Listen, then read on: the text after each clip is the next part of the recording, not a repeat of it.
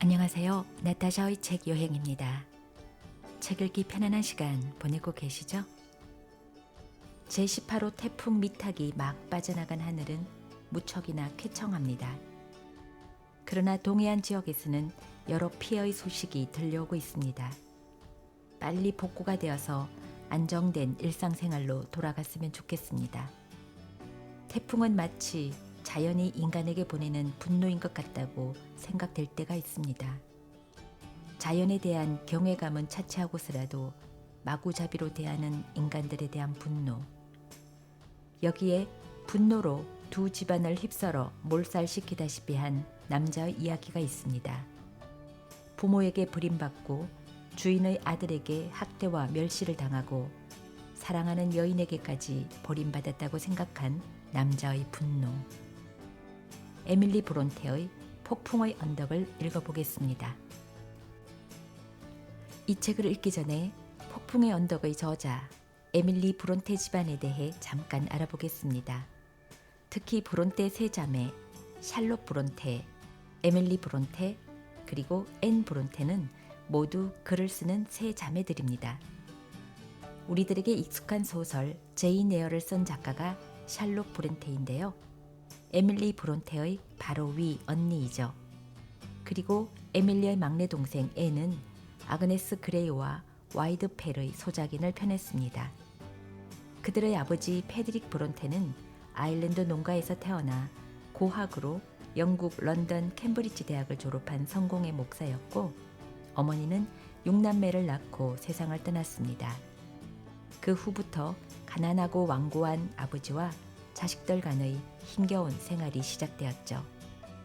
6남매 중 위로 2명은 10살도 되기 전에 죽고 샬롯과 에밀리 사이에 외아들 브란넬 이렇게 4명만 남게 되었습니다. 아버지 브론테 목사는 굉장한 괴짜라 목사로서 사람들에게 사랑도 존경도 받지 못했다고 합니다. 그러니 빈곤한 생활이란 이루 말할 수 없었다고 합니다.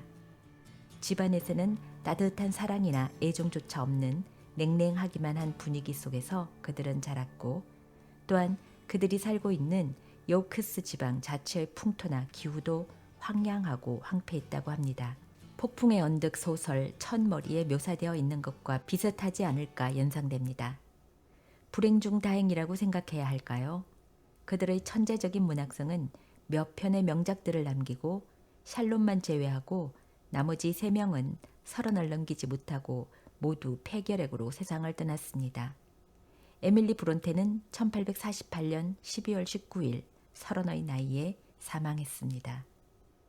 그들이 남긴 작품으로 인해 세 자매의 생가인 하워스의 사제가는 지금도 잘 보존되어 있다고 합니다. 하워스는 지금도 바람이 많이 부는 시골로 풍력 발전소가 세워져 있다고 하네요. 유쾌한 백수가 되어 세계 문학 기행을 하게 되는 때 꼭 방문할 곳 중의 하나입니다. 폭풍의 언덕은 은퇴를 한 후 조용한 삶을 살고 싶어하는 로구드라는 남자가 히스클리프의 소유인 드로시크로스 저택에 세를 들었는데요. 그가 집주인 히스클리프가 살고 있는 워드링 하우스를 방문한 날 매습게 휘몰아치는 눈 때문에 새든 집으로 돌아가지 못하고 어쩔 수 없이 워드링 하우스에서 하룻밤을 묵게 되면서 캐서린이 나오는 유령 꿈을 꿉니다. 다음날 새든 집으로 간신히 돌아와 그 집의 하녀 딘에게 그 집안의 내력에 대해서 듣는 것으로 시작합니다. 영국 요크시 지방 황량한 들판의 언덕 위 외딴 저택 워더링 하이처의 주인 언쇼는 거센 폭풍이 몰아치는 어느 날 밤 고아 소년 히스클리퍼를 데려옵니다. 언쇼의 아들 힌덜리는 일방적으로 아버지의 사랑을 받는 히스클리퍼를 미워하지만 딸 캐서린은 마치 운명처럼 히스클리퍼와 사랑에 빠집니다. 하지만 어은쇼가 죽은 후 힌덜리의 학대가 더욱 심해지고 캐서린은 근처 대저택의 아들인 에드가 린턴과 결혼하자 히스클리퍼는 말없이 워드링 하이츠를 떠납니다. 몇 년 후 부자가 되어 돌아온 히스클리퍼는 자신을 괴롭힌 힌덜리에게 복수를 하고 그 집을 자신의 소유로 만든 후 캐서린을 찾아오기 위해 온갖 악랄한 파란을 일으키게 됩니다. 워낙 명작이라 전체적으로 다 읽어드리고 싶지만 그럴 수는 없고 히스클리프의 깊은 원한으로 인한 복수와 그의 지독한 사랑을 중심으로 읽어보도록 하겠습니다. 태풍이 막 지나간 후 나타샤의 책 여행과 함께 폭풍의 언덕에 있는 유령이 나오는 저택 워드링 하이츠를 방문해 봅니다. 이야기의 시작.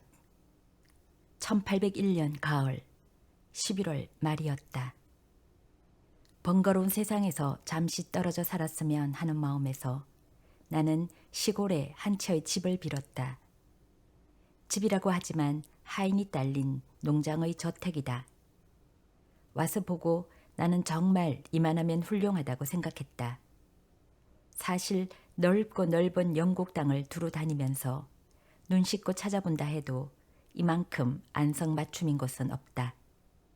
게다가 세던 집의 주인이라는 사람이 그야말로 정말 괴짜여서 그 점이 또한 마음에 들었다. 이곳은 바로 인간 혐오증에 걸린 사람에겐 천국 바로 그것이었다. 말하자면 나나 그 사람이나 고독을 나누어 가지는 데는 아주 좋은 단짝이 될 것이다.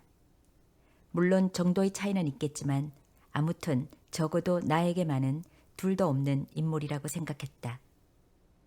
이사해 온 바로 그날 나는 말을 타고서 주인 집으로 인사를 하려고 찾아 나섰다. 그 집은 폭풍의 언덕이라고 불리고 있었다. 이웃이라고 했지만 4마일가량이나 떨어져 있다. 거친 들판길을 말이 달려서 한참 가니 이윽고 까마득한 저쪽 언덕 위에 그 저택의 모습이 조그맣게 나타났다. 과연 그 이름에 꼭 알맞는 모습이었다.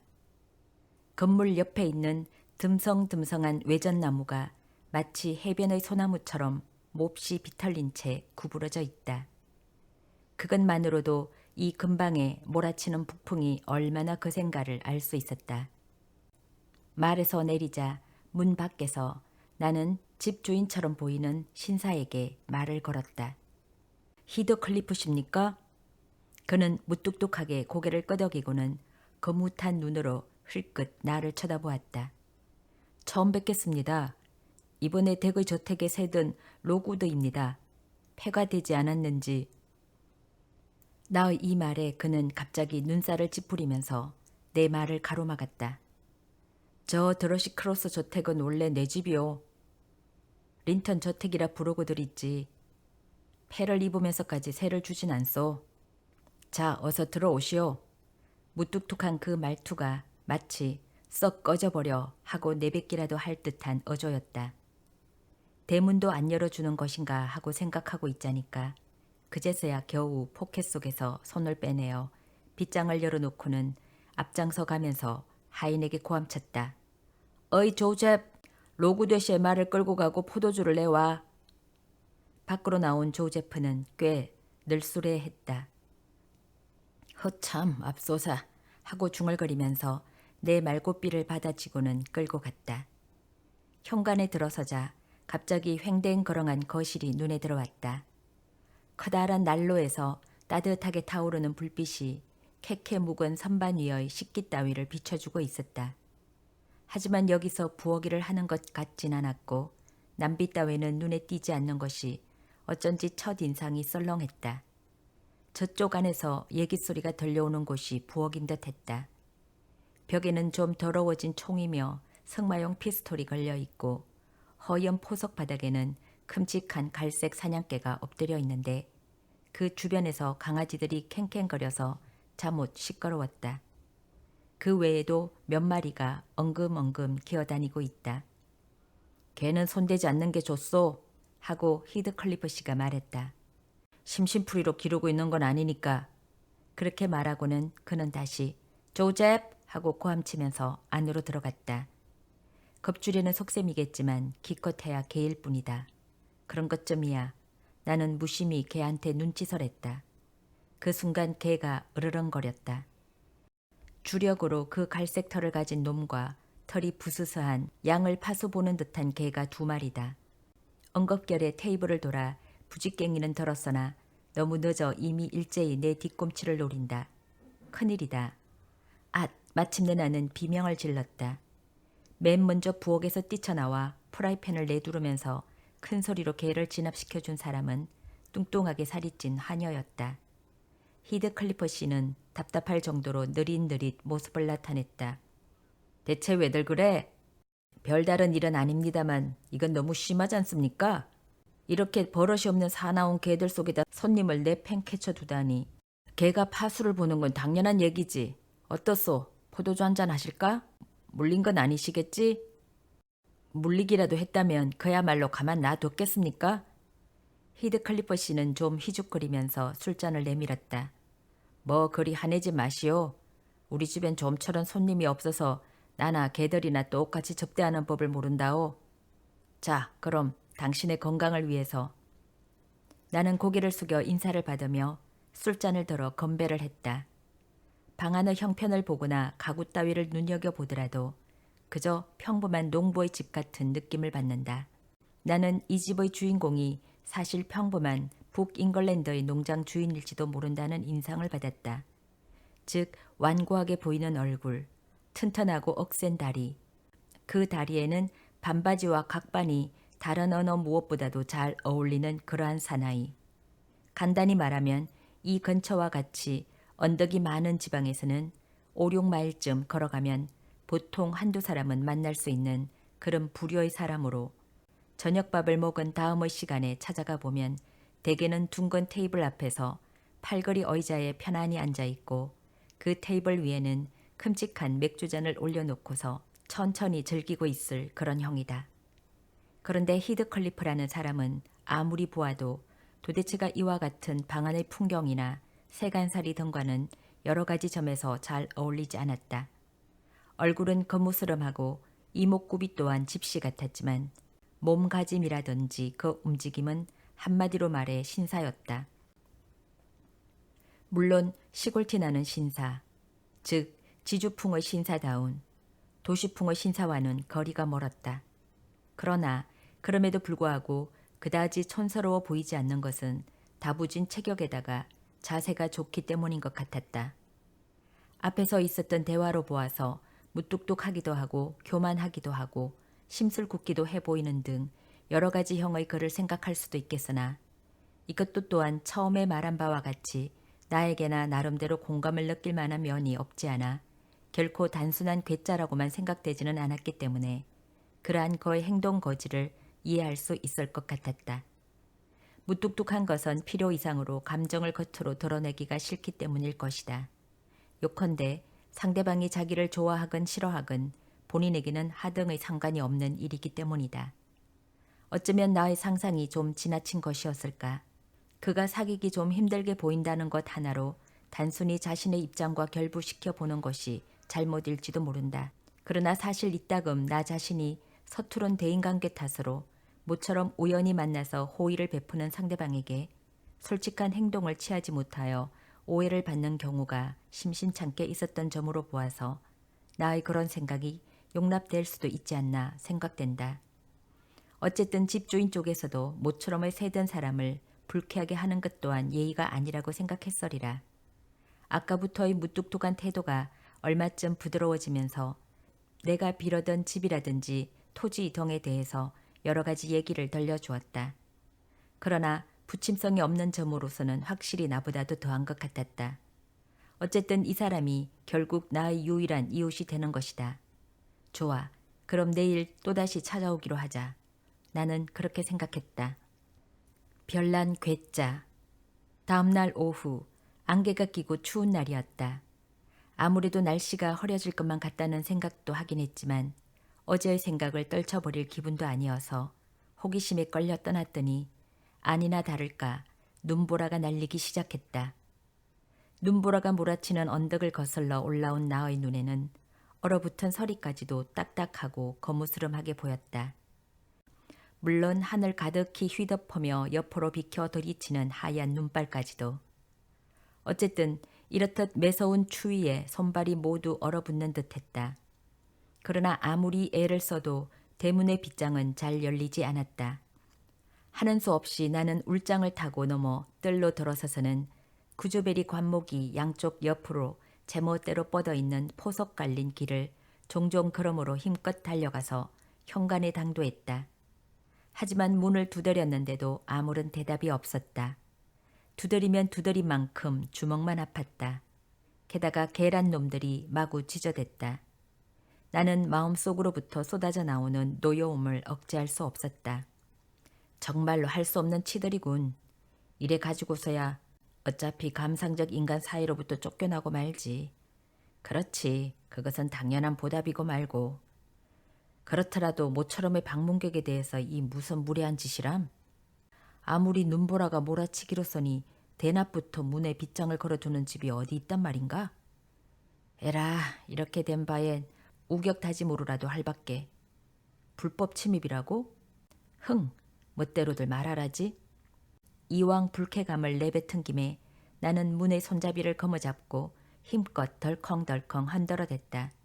정말이지 굉장한 소리가 났다. 그제서야 겨우 효과가 있었던 모양으로 조제퍼가 뾰루퉁한 얼굴을 불쑥 내밀었다. 그것도 무례하기 짝이 없게 헛간의 작은 창으로 목만 기웃 내놓고는 잠옷 꾸짖는 듯한 소리다.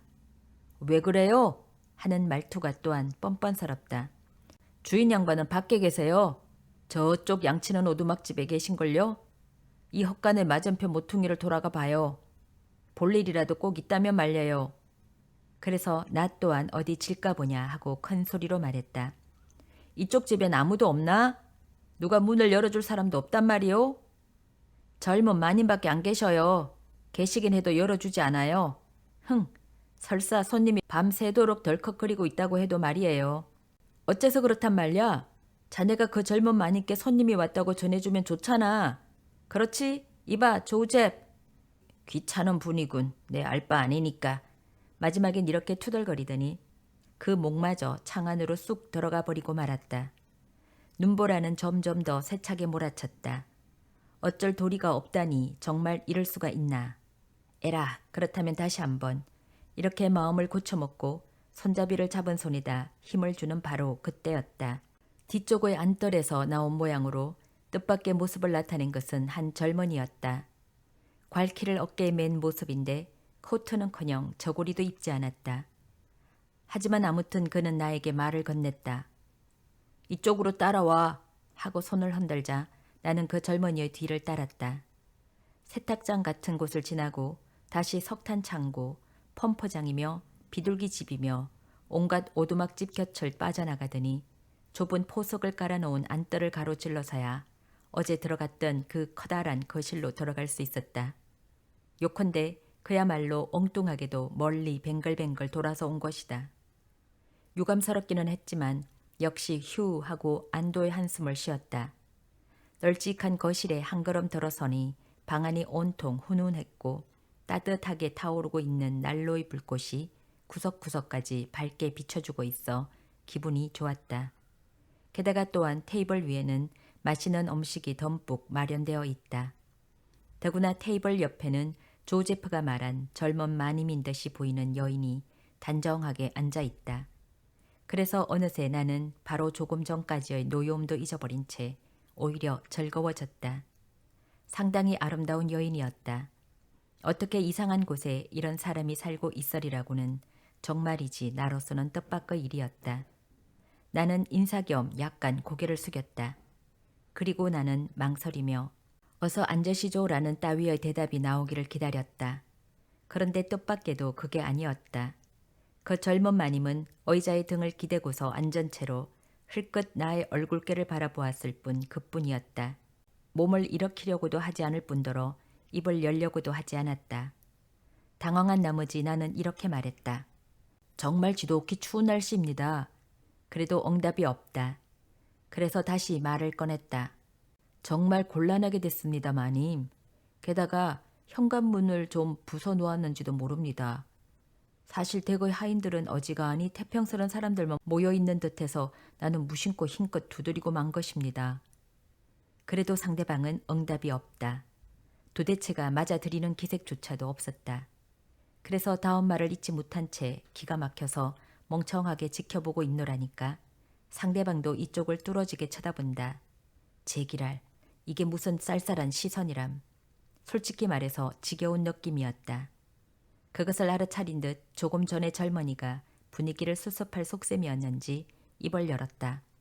앉아요. 곧 올 테니까. 그래서 나도 빈 걸상에 걸터 앉았다. 기분이 어색하고 멋쩍어서 견딜 수 없었기 때문에 먼저 헛기침을 했다. 그리고는 그 준홍과 뭔가 하는 얄미운 개를 화제로 올렸다. 그러자 녀석은 이것이 두 번째의 만남임을 알았는지 그저 명색뿐인 대접으로 꼬리끝만을 약간 흔들어 보였다. 이런 경우 말을 건넬 꼬투리만이라도 있다면 그게 무엇이든 상관 있겠는가. 나는 질리지도 않은 채 다시 상대방에게 얘기를 걸었다. 아주 훌륭한 사냥개군요. 그러면 강아지를 낳으면 다른 집에 나누어 주실 작정이겠지요? 그러나 그녀의 대답이란 퉁명스럽고 쌀쌀맞기가 짝이 없는 것이었다. 내 개가 아닙니다. 이 쌀쌀맞음에 이 집 주인 히드 클리피시조차 무색해질 것 같은 정도였다. 그러나 이쯤 되면 이쪽도 물러설 수는 없다.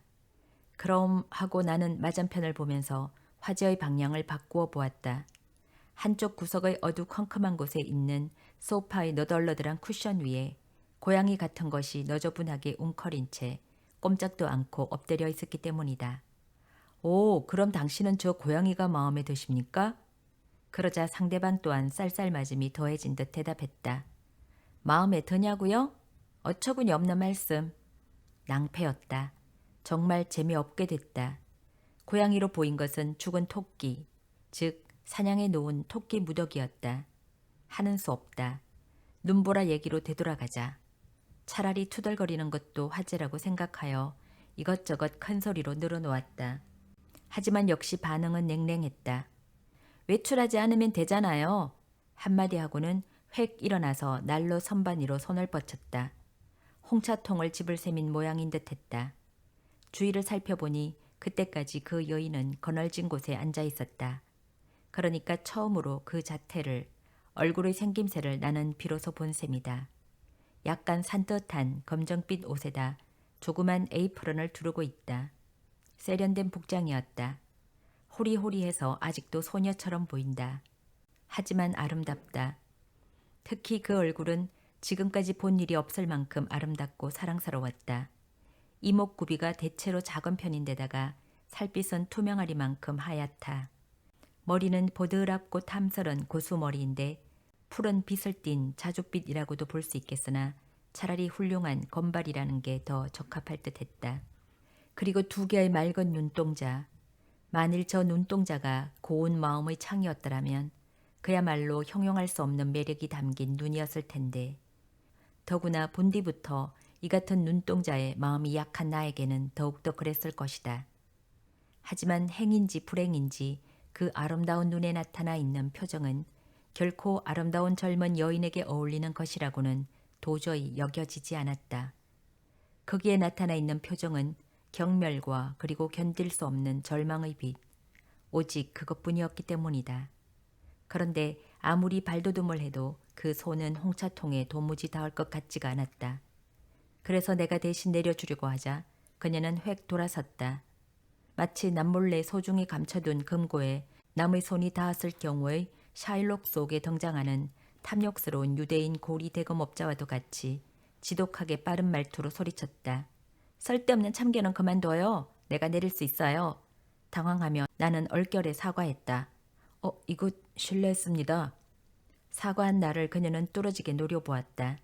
어쨌든 홍차통을 테이블 위에 내려놓고 홍차 잎을 포트에 넣으려고 한 숟갈 떤 채로 서서는 이번에는 영락없는 재판관의 신문이었다. 식사에 초대는 받으셨나요? 예, 아니요. 하고 무심코 나는 웃음을 터뜨리면서 당신이 초대를 해주신다면 마찬가지겠죠? 그런데 이 대답의 어디에 기분이 상한 것일까? 젊은 여주인은 그 순간 홍차고 숟가락이고 후다닥 걷어치우고는 순식간에 원래의 걸상에 털썩 몸을 내던지듯이 앉아버렸다. 그러더니 이마에 8팔자를 짓고 장미꽃과도 같은 아름다운 입술을 뾰로통하게 내밀고는 그 모습은 마치 어린 계집아이가 금방이라도 울음을 터뜨릴 것만 같은 그러한 표정으로 싹 변하고 말았던 것이다. 한편 조금 전에 그 젊은이는 아까부터 줄곧 불 앞에 막대기처럼 뻣뻣이 선 채 노려보는 듯한 곁눈질로 나를 보고 있었는데 어찌된 셈인지 그 눈매는 마치 나하고 조금 전까지도 원수였기라도 한 듯했다. 기다리라고? 너무나도 초라한 모습인데다 옷 또한 너무 낡았기 때문에 내가 하인이라고 생각한 것이 혹시 경솔한 착각이었는지도 모른다. 확실히 옷차림이나 말하는 투도 농사꾼 그대로여서 이 집 주인 부부 같은 고상한 품이란 어디 하나 보이지 않았다. 탐스런 갈색 고수머리는 헝클어진 채 흩어져서 언제 빗질을 했는지 전혀 짐작조차 할 수도 없고 양볼에 난 구렛나루는 제멋대로 자라나서 영락없는 곰의 모습이었고 새까맣게 햇볕에 딴 울툭불툭한 양쪽 손등은 털림없는 농부의 손이었다. 하지만 문제는 바로 그때였다. 무례함을 넘어서서 교만하다고 하는 편이 아마 정확하리라. 물론 마님의 명령을 받아 일을 하는 고용인이라고 보기에도 또 아주 딱 어울리는 건 아니다. 그렇다고 어떤 신분이냐고 물어볼 수도 없고 그래서 이 젊은이가 아무리 기묘한 태도를 취하더라도 못 본 채 하는 수밖에 없었다. 하지만 5분쯤 지나서 주인인 히드클리프 씨가 돌아왔으므로 조금은 나도 이 자리에서의 거북살스러운 기분으로부터 구원을 받은 듯한 느낌이었다. 어쨌든 구세주였다. 그래서 나로서도 할 수 있는 최대한으로 태도에 나타나도록 쾌활하게 인사말을 건넸다. 아, 안녕하십니까? 또 찾아뵈러 왔습니다. 약속대로요. 아니, 그런데 이 폭설로는 여간에서 돌아갈 수 있을 것 같지도 않군요. 그렇죠? 반 시간쯤 실례해야겠습니다. 뭐? 반 시간이라고? 히드클리프는 코트에 쌓인 눈을 털어내면서 허헌, 그 후엔 일부러 눈보라 속으로 나가겠단 말이군. 괜찮을까? 늘 근처에서 길을 잃을걸? 이런 밤엔 누구나 다 길을 잘못 들게 마련이거든. 이 건방의 벌판을 속속들이 잘 알고 있는 마을 사람조차도 걸을 테니까. 보는 바와 같이 이 눈보라 당분간은 거칠 것 같지도 않은데? 그럼 댁의 젊은이한테라도 길 안내를 하라고 하면, 아니면 린턴 저택에서 하룻밤 묵고 가도 좋다면 어떻습니까? 어느 분이 저를 도와주시지 않겠습니까? 안 되겠는데? 안 되겠습니까? 그럼 할 수 없죠. 내 짐작으로 돌아가기로 하죠. 좋아. 어떠한 대답을 듣던지 사실 나로서는 별 도리가 없었다. 그도 그럴 것이 방문은 할 수 있었지만 돌아가는 것은 이미 불가능해졌기 때문이다. 그래서 옥신각신 실랑이질을 벌인 끝에 한 차례 소란을 피우고 나서야 그럭저럭 하룻밤만 폭풍의 언덕에서 모고 가기로 되었다. 유령. 이청의 침실로 나를 안내해준 사람은 진러였다. 불을 켠 촛대를 내 손에 쥐어주고는 앞장서서 층계를 올라가면서 진러가 이런 말을 하였다. 되도록이면 불빛을 다른 곳에서 보이지 않도록 하시고 또 가능한 한 발자국 소리도 내지 않도록 하셔요. 예? 그건 또 어째서? 예, 저는 아직 여기에 온 지 2년도 미처 안 되지만요. 어쩌면 이곳 주인 양반이 아저씨를 묵게 한 방에 대해서 무슨 비밀이 있는 것 같아서요. 여간에선 다른 사람을 들여보내는 것을 싫어하시죠. 물론 비밀이라면 이 저택 자체가 온통 비밀투성이 같긴 하지만 말려요. 나 같은 거야 특별히 비밀의 곡절을 들어보았자 귀찮게만 할 뿐이니까요. 나 역시 마찬가지여서 미주알 고주알 케어 물어볼 기분도 아니었다. 우선 어지간히 당황해진 터여서 피곤하기도 했다. 적어도 지금은 이 이상 더 깊이 들어가는 걸 원하지 않았다. 그래서 질러가 나간 후 도우가 다치자 즉시 자고 싶은 마음에 침대를 찾아 방안을 둘러보았다. 과연 살펴보니 매우 살풀경한 밤인데다가 가구라고 해봤자 의자 하나에 찬장이 하나, 그리고 터무니없이 큰 나무 상자가 또 한 개. 이 상자는 뭘까 하고 궁금하여 자세히 살펴보니 그 둘레에 조각이 새겨져 있는 캐캐 묵은 것으로 아주 잘 만들어진 침대였다. 위치는 창 옆이고 단정하게 커튼이 쳐져 있는 것이 마치 또 하나의 작은 방처럼 꾸며져 있었고 창가의 선반이 그대로 머리맡의 작은 테이블로 설 수 있었다. 그 선반에 촛대를 올려놓고 커튼을 친 다음 그제야 휴 하고 안도의 한숨을 내쉬었다. 불빛을 보이지 않게 하라고 했지만 이 정도면 충분하다. 정말이지 히드클리프일지라도 이곳까지야 눈에 비치지 않겠지. 그런데 그 선반의 한쪽 구석에는 몇 권인가 곰팡내 나는 책이 쌓여 있었다. 그런가 하면 선반의 널판지 전면에는 마지막 리스를 칠하다 뿌려놓은 듯 뭔가를 마구 휘갈겨 쓴 흔적이 보였다. 그렇긴 한데 그 글자들이 어느 것이나 다 어느 여인의 이름뿐이었다. 그것이 캐드린 어은쇼, 캐드린 히드클리프, 캐드린 린턴 등 여러 가지로 씌어 있긴 하나 요컨대 공통된 글자는 캐서린이란 이름이란 것뿐이었다. 아무래도 동일 인물 같은데? 하고 이름자를 중얼거리면서 되풀이해 읽어나가는 중에 내 눈은 스르르 감겨버렸다. 그런데 잠이 들었다고 생각한 것도 잠시였고 아마 5분도 채 안 되었을 때였다. 느닷없이 방금 읽었던 휘갈겨 쓴 글자들이 파란 도깨비불처럼 번쩍번쩍 떠오르는 통에 좋든 싫든 간에 잠이 깨었다. 깜짝 놀라 일어나 보니 천원도가 구부러져 있고 그 심지가 낡은 책의 표지에 와닿는 바람에 겉장이 타 들어가는 고약한 냄새가 기묘한 분위기의 이 방에 가득 차 있었다. 곰팡 냄새와 더불어 뒤범벅이 되어 속이 울컥거리고 게다가 불기가 없어 한기가 몰아쳤다. 도저히 잠을 잘 수 있을 것 같지 않아 단념해버리고 나는 일어나 베드 위에 앉아서 헌 책 속에서 한 권의 성서를 빼내어 속 표지를 펴보았다. 그 페이지에는 캐드린 어은쇼라는 소유자의 서명이 있고 날짜는 대략 30년이나 먼 옛날이었다.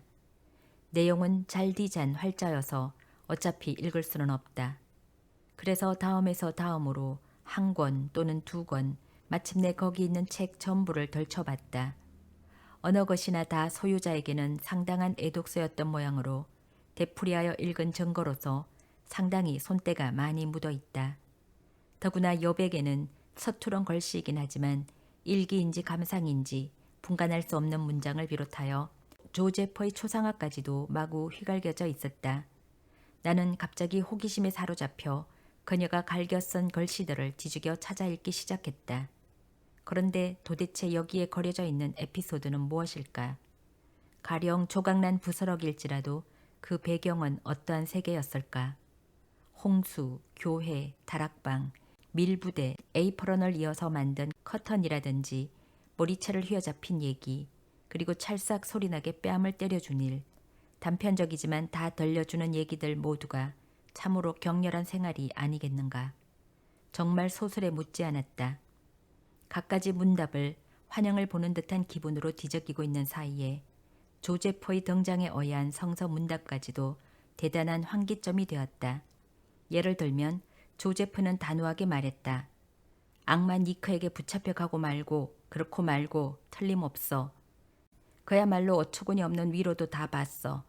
좋아요. 그렇다면 우리들은 그 악마라는 것들의 방문을 기다려줄 테니까요. 그렇지만 히드클리퍼는 진절머리가 났는지도 몰라요. 그래도 하녀의 비옷을 빼앗아 그걸 뒤집어 쓰고서 히드 벌판을 뛰어다니자는 거예요. 그렇지만 말이에요. 그것은 도리어 재미가 있을 것 같고 사실 한층 더 나은지도 몰라요. 그래요. 이런 데서 오들오들 떨고 있을 바에는 벌판의 강바람이나 눈보라 쪽이 얼마나 따뜻한지 알게 뭡니까? 황야의 강바람이라고? 확실히 들린다. 잘못 들은 건 아닌 듯한데 저것 봐. 창밖에선 커다란 전나무 가지가 바람에 흔들리며 유리창에 부딪히고 있구나. 어느 틈엔가 나는 잠이 들었다. 바람의 울부짖음 속에 아 저건 뭐야? 어린애의 비명이다. 창가의 피투성이에 손을 대고 꼭 달라붙어서 나는 자신도 모르게 양쪽 귀를 막았다. 그러자 이번에는 그 목소리가 원망으로 가득 찬 여인의 목소리로 바뀐다. 들여보내줘요. 들여보내줘요. 제발 부탁이니. 아 참을 수 없었다. 나는 종잡을 수 없이 맥이 풀려버려서 울지 말고 가버려. 냉큼 가버려. 누가 들여보내줄 줄 아니? 설사 20년 동안 울었다고 해도. 그러자 여자의 목소리는 대꾸했다. 그래요. 그래요. 20년이나.